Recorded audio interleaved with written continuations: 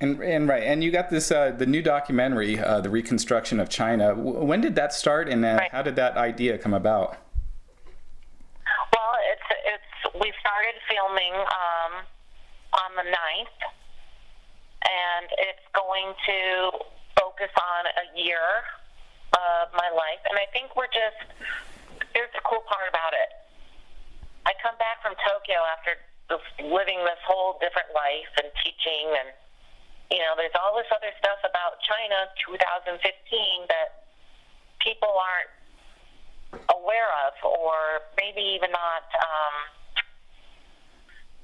I think we're trying to show that the perception of the media and pop culture,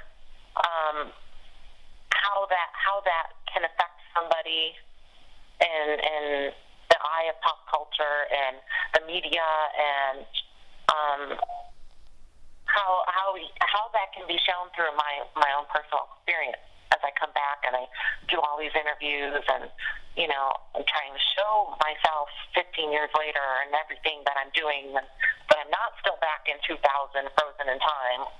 Mm-hmm. That there's an evolution that perhaps the media perception has not been favorable or correct. So I want to change that, and in changing that, I'm addressing all of these issues head on. Let's find out why I'm not in the Hall of Fame. Let me tell you about what I've been doing over the past 15 years. Now I'm an executive producer on a documentary with one of the best filmmakers, documentarians. But that's a pretty cool thing. I've been teaching corporate English in Tokyo for 4 years. I'm into yoga. I'm a vegan. I've changed my entire lifestyle on top of what I've already accomplished in the ring. So, I want to show that stuff. Right. And I think it's a compelling story that a lot of people will be able to relate to,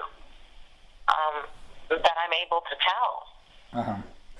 Now, and the other cool thing about the documentary is that because of the Kickstarter that we're doing, this is a movie by the fans for the fans. None of us are getting paid for doing this. It's a labor of love, and all the fans are included, and I want them to be included, and that's how it's going to be for an entire year, which is so amazing. Yeah. Well, and you had also recently went to WWE headquarters. Was that as part of the documentary? Right. Yes. And it's part. We're documenting all of it, but it's really I would like to meet with them if I have to go there, because I repeatedly called and written, and we will continue to do so, and hopefully get that sit down meeting. And for all of it, personal reasons, financial reasons, contractual. Let's see what's going on. Yeah. And I need to know. And so, what happened when you went to their offices in Stamford? Well, we were abruptly turned away. It was cold as ice in there, and I went over to take a picture. We took the picture, and then,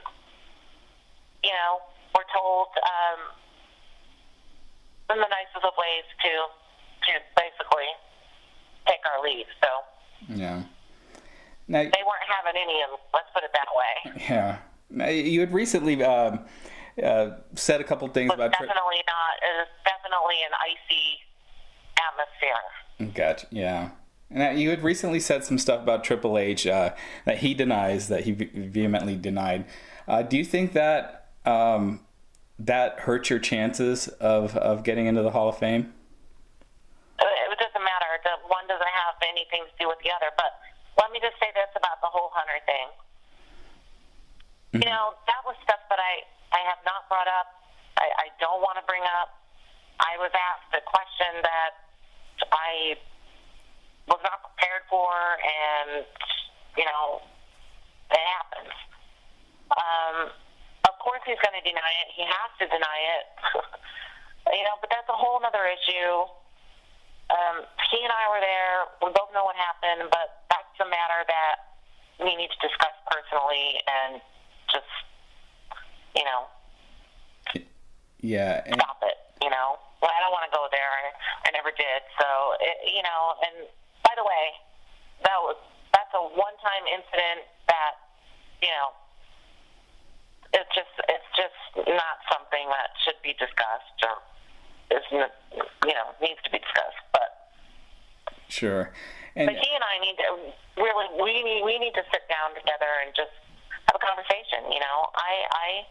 I'm very proud of Hunter for where he is and what he's doing, and I wish him nothing but happiness and the company and all that. So yeah, that's where I'm coming from. I'm not malicious or vindictive or anything else, but which is why I feel very passionately about being in the Hall of Fame. Right. Love those days. I earned it. I was a part of it. Absolutely, and I'm sure almost all fans would agree that you definitely should be in there. What's your reaction to... and that's basically what and a lot of the fans are like, well, let it go, or it becomes a personal issue because that's part of the media and the pop culture that I was talking about as well.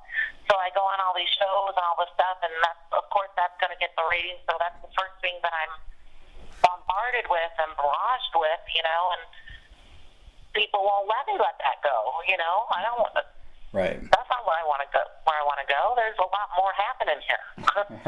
2015, so let's address those issues, Right.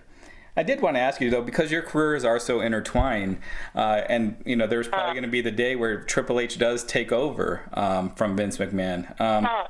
What are your thoughts on, knowing him so well, at least in the past, of how he would do in that role? Perfect man for it. Always was. Yeah. Yeah. Absolutely. And also... He loves that business, always has, and, like I said, I'm very proud of him for what he's doing. Yeah. And wish him nothing but happiness,